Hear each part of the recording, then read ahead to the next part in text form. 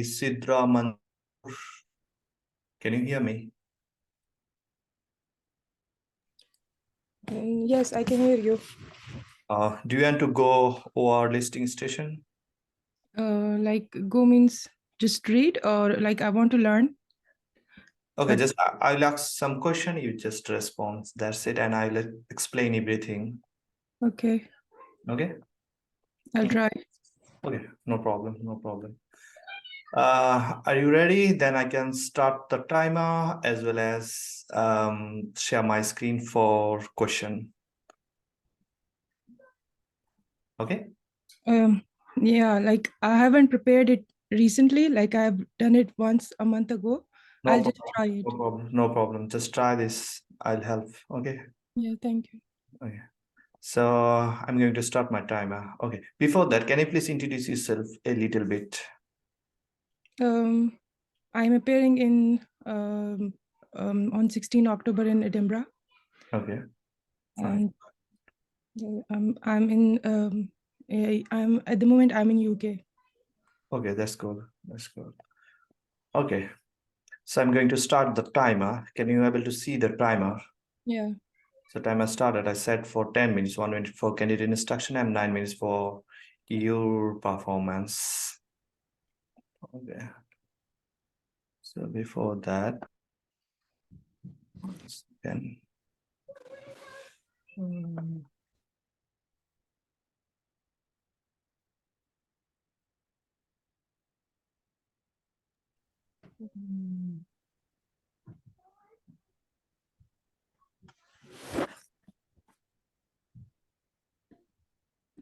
Can you see my screen? Yes. Okay, this is the OR listing or OT listing.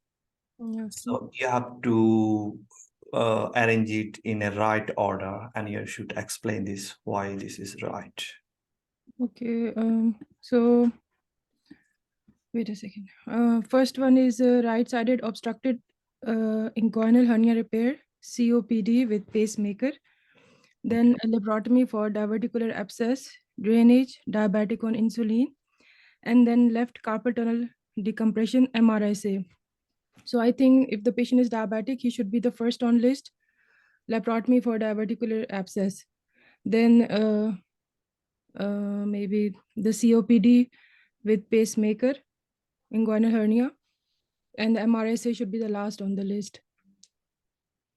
Okay, so you want to put number 2 first, laparotomy for diverticular abscess, isn't it? Yeah, I think, but yeah, I think that the person who is on insulin should be the first on list. Okay, so my second question is, can you please tell me the principle of ordering a theater list?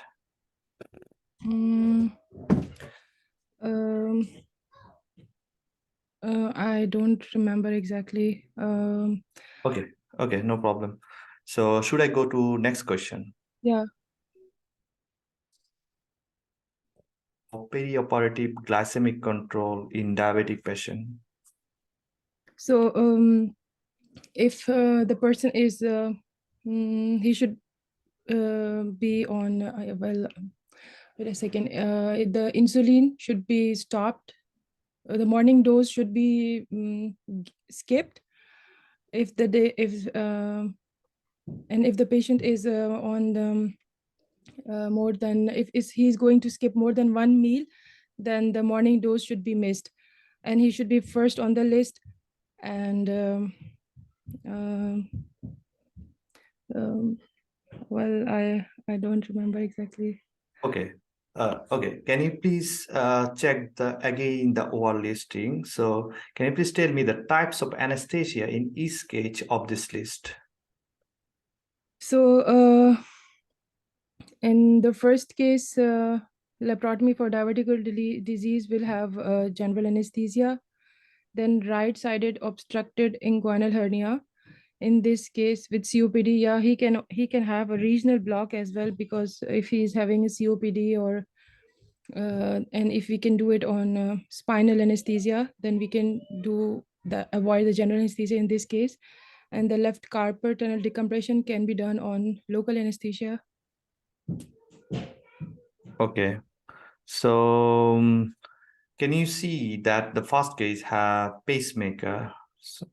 So what precaution should be taken in a patient with a pacemaker?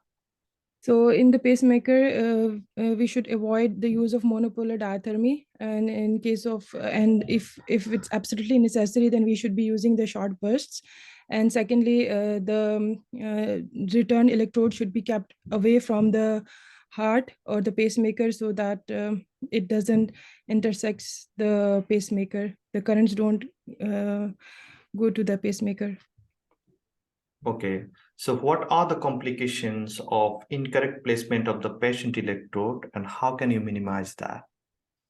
So if it is not placed properly, then then the current will not be disseminated equally, and it can cause blistering, or first the patient electrode should be kept in a smooth, hairless place with a wider surface area, and it should not be touching any metallic surfaces. And I think that's enough. I don't know much more. Okay, no problem. So the patient, suppose the patient has had a right-sided hip replacement. Okay. Where should you place the patient plate electrode? If he has a hip replacement, what should we do? So you should be placed on electrode, isn't it, for diathermy? Yeah. So if the patient have right-sided hip replacement, so where should you put this electrode? Where should I put? Maybe on the opposite leg. I don't know the answer of this question. Okay, no problem. What is the difference between monopolar diathermy and bipolar diathermy?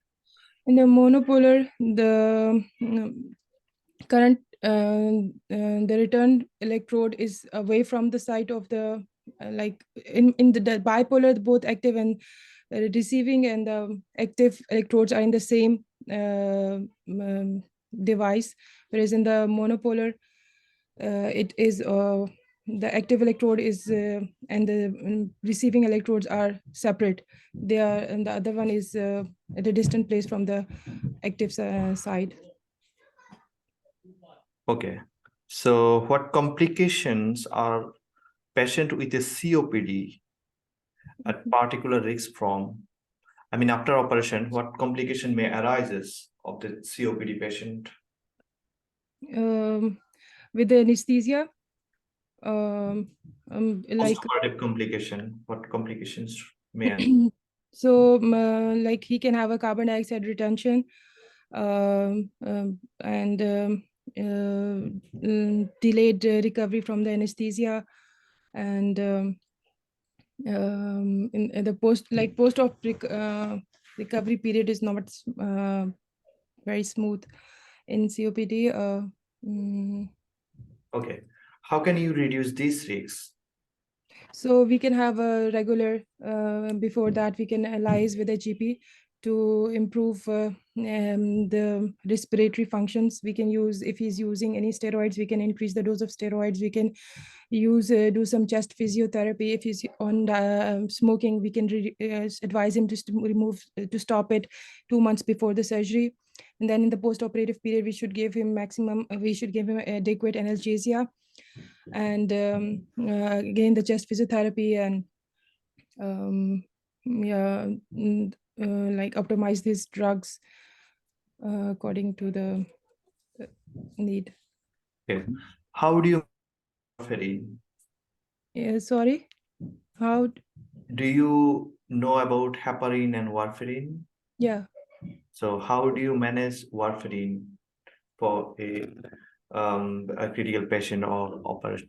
hurting So patient? it depends upon the case to case. If the patient is a high risk case for, or is he's a high risk for thromboembolic events, or if the surgery is like hip replacement or any type of surgery where it is more risk of having any thromboembolic events, then in that case we have to stop the warfarin 3 days before.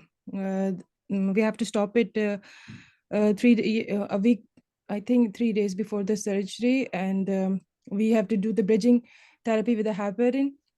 And as soon as the patient starts oral intake, we can give him heparin again and stop the warfarin again and stop the heparin when the INR is 2 to 3. And if the patient is not a high risk, then we can stop it before the surgery and start it 3 days before the surgery and start it in the day when he can take the fluids orally in the post-op period. Suppose the patient have iodine allergy. So what to use in case of iodine allergy as in antiseptic? We can use chlorhexidine. Okay, nice. So which antiseptic will be used in patient with MRSA? I think it's chlorhexidine. Okay. What prophylactic antibiotic in patient with penicillin allergy? In MRSA, Yes. it can be vancomycin. I'm not. Continue to ask you question. So for the second patient, he might be need a colostomy bag. So can you please tell me about colostomy preparation? So before that, we have to hire a stoma nurse to advise him how to use. That will educate the patient about the use of the stoma and how to manage it in the post-operative period. Then we will have to find a place that is away from the we have to mark a place away from the bony prominences, and um, um, the patient should be having low fiber diet in the pre-operative period, and in the post-operative period no, I don't have I forgot. Okay, no problem.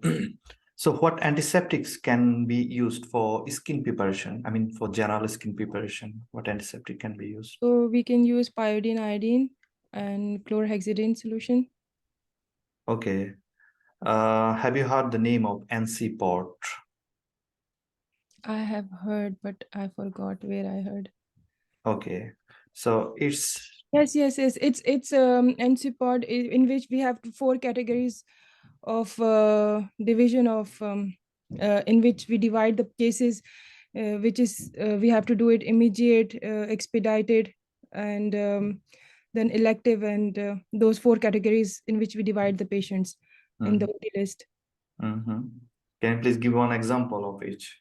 So the immediate in that we have to do it. We have to take the decision within 10 minutes, and we can do even the break in the lists, and that includes a massive trauma or a aortic rupture or any coronary ischemic coronary issues. Then in the second one, it's expedited. We can wait for within 2 to 3 hours. We have to take the decision within 2 to 3 hours, and it should be done on the same day. That, and these cases include perforation and perforation, and again they also had those coronary artery and those aortic dissection, I think. And in the third one, we had the decision can be like it should be taken within 2 to 3 days, and that involved those nerve repairs and tendon repairs. And in the fourth one, we have the elective list, in which like cholecystectomy or mastectomy or any like the elective list is on the fourth one. Okay, cool. That's all about this OR listing station. Thank you so much for your participation. Let me explain about Yes. the performance as well as discuss this station. Okay. Thank you, sir. Can you see my screen? I can see, sir. Okay. So this is the overall listing.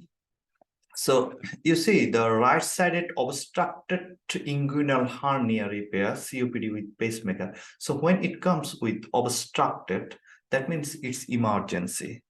Okay, in spite of diabetic, insulin, forget this. Just remember, if anything is obstructed, as well as it's something like perforation or maybe AAA repair, it should be priority. Okay, and then second thing is MRSA. So MRSA should be last and obstruction should be first.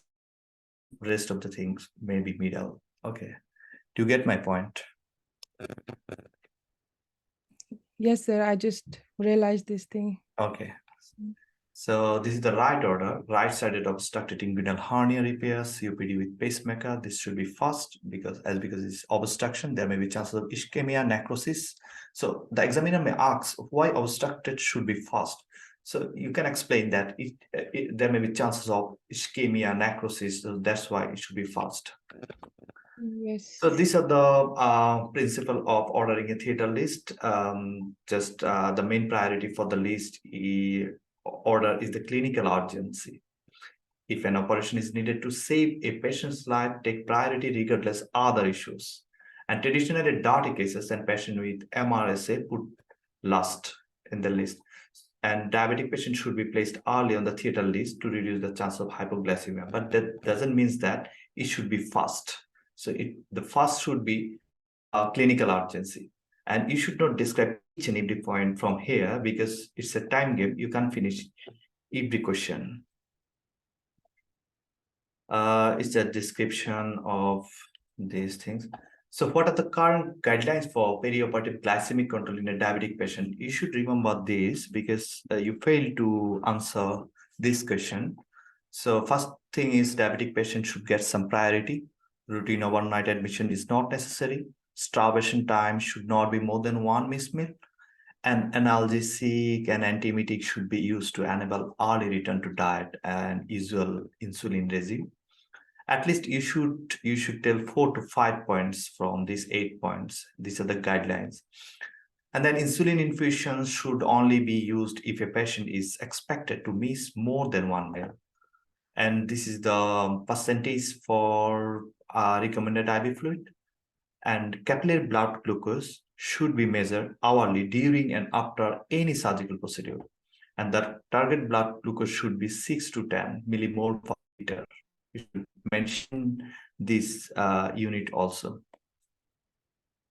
And types of anesthesia in each stage of this list. So first answer should be, I should discuss with anesthetist. Okay, this should be the first line.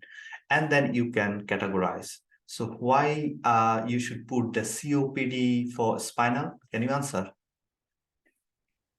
To reduce the general anesthesia, it will be difficult for him to recover from the GA. On this regional anesthesia, spinal will not have those respiratory complications, not the respiratory. Why difficult in GA? Maybe because his normal oxygen levels are less. His oxygen, well, I'm not sure about the exact answer. Okay. So because of that, the COPD patient, they have some problem with their airway tract, respiratory tract, and extubation as well as respiratory failure is more common. So that's why we should avoid all the respiratory system. I mean, from above the umbilicus or above the chest, I should avoid this. If I have option for spinal anesthesia, I should avoid the GA. Okay, and for other cases, we should follow the GA. Okay, so this is not important for this. Okay, so what precaution should be taken in a patient with a pacemaker? So you should answer with some point preoperatively. Preoperatively, the patient should undergo pacemaker check, where a passport or an ID containing information on the device model, date of implant, and reason for implant should be available. And they should have had a recent review by the pacemaker follow-up clinic with information regarding degree of pacing dependency, extent of any heart failure, and any particular safety advice communicated to the anesthetic and surgical team. And the theater should have cardiopulmonary resuscitation and temporary pacing equipment available. So you should mention this point, and the patient's ECG should be monitored throughout from before induction, and an arterial line is inserted to provide an alternative method of monitoring. But you can mention these things, but main point, it should be preoperative assessment as well as cardiopulmonary resuscitation patching equipment and continuous ECG monitoring. It mandatory for this question. And interoperatively, you should avoid monopolar diathermy or should strictly limited, and not use near pacemaker device, where it is you can't avoid this. It should be limited to short burst, and the return electrode should be placed so that current pathway is as far away be used in areas distant from pacemaker if possible. So the main complication is burn. So if I want to tell one thing, so just mention burn and 2 or 3 points, because you can't get more time for these things. Okay. Patient has at the right sided hip replacement. So first you place the patient plate electrode. So in this case, it should be placed on the patient left mid thigh, sufficiently far away from operative side, the pacemaker and prosthetic hip. Okay, because there's a prosthetic things for hip replacement in the right side. You understand the question? Yes, I understand now. So what is the difference between bipolar and monopolar diathermy? You answer this question, but the problem is you should be more organized so that examiner can understand what you are going to say. Yes. So would you be happy for this patient to return a surgical ward after the operation? This question is not related to this scenario. Okay. So what complication are patients with COPD at particular risks?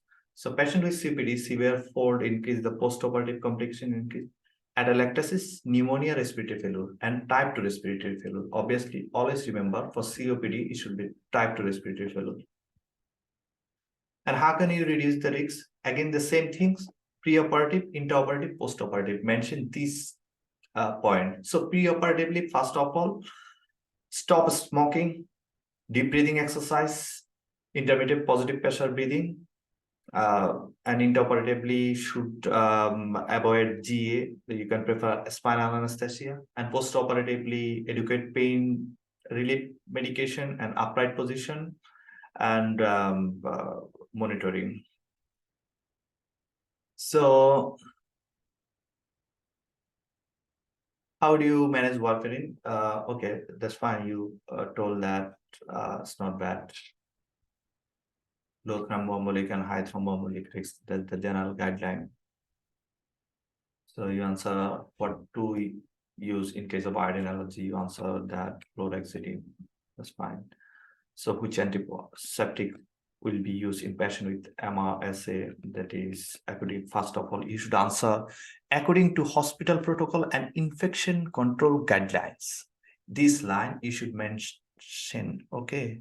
Yes, it's a good way. And what prophylactic antibiotic in patient with penicillin allergy? Cefazolin and vancomycin, you know that. So colostomy preparation, it's really important for colostomy preparation because in diverticular abscess or diverticular disease, the surgeon may create a colostomy bag. So the stoma has muscle below the belt line on a flat surface and easily visualized by the patient. In this case, it will be on left iliac fossa, and avoid skin creases, bony prominence, scar, drain site. And you must involve a stoma nurse and stoma specialist. So what antiseptic can use for skin preparation? You answer these things. That's good. That's really good. So this is the NCIPORT classification, that is National Confidential Inquiry for into Patient Outcome and Death. So immediately urgent priority elective, and this is from nciport.org UK. There are lots of NCIPORT intervention classification available on Google. Coaching center knows it, but you should follow this. An immediate one example is rupture abdominal aortic aneurysm. Just remember one example, otherwise you can't recall all these things at the same time. And urgent is appendectomy or any perforation and other things. And priority reduction in fracture, and elective is primary joint replacement. Just remember one example and one category and maybe time. Okay. Okay, cool. That's all for today.